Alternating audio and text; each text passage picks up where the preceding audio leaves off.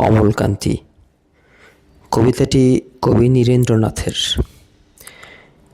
আমার বয়স যখন 18 তখন এই কবিতাটি আমি প্রথম শুনেছিলাম। এরপর আমি একটা উপন্যাস লিখেছিলাম, নাম আবার এসেছে আষাঢ়। সেই উপন্যাসের জন্য আমি একটা কবিতা লিখেছিলাম, সেটাকে অমলকান্তি 2 বলা যেতে পারে।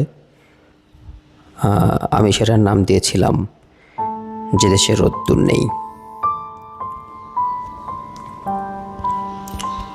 18 বছর বয়সে লেখা সেই কবিতাটি আজ 45 বছর বয়সে আবৃত্তি করছি। যে দেশে রোদ্দুর নেই। অমলকান্তি রোদ্দুর হতে চেয়েছিল, সেই গল্প তোমরা অনেকেই জানো। যে অমলকান্তি রোদ্দুর হতে চেয়েছিল, সেই অমলকান্তি এখন অন্ধকার ছাপাখানায় সকাল সন্ধ্যা কাজ করে বেঁচে আছে। সে কথাও অনেকেরই জানা।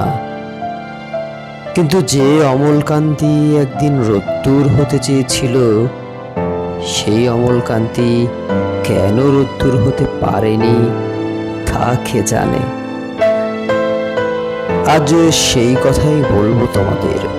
একটি ব্যর্থতার ইতিহাস আজ উন্মুখ তোমাদের সামনে আত্মপ্রকাশের প্রতীক্ষায়।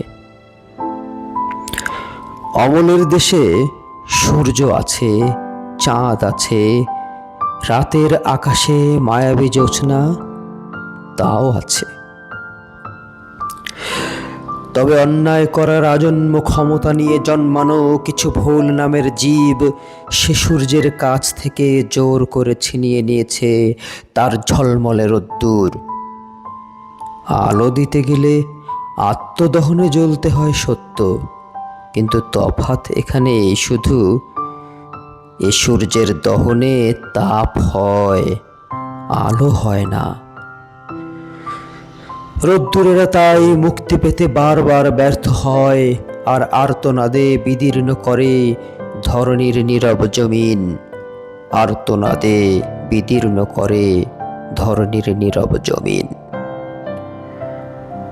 যে দেশে রোদ্দুরেরা থাকে অন্ধকার কালো মুঠোয় বন্দি, সে দেশে আর যা হোক রোদ্দুর হওয়া যায় না। অমলকান্তি তাই রোদ্দুর হতে পারেনি, যে একদিন রোদ্দুর হতে চেয়েছিল। সেই অমলকান্তি তবু প্রতীক্ষায় থাকে, যে একদিন রোদ্দুর হতে চেয়েছিল।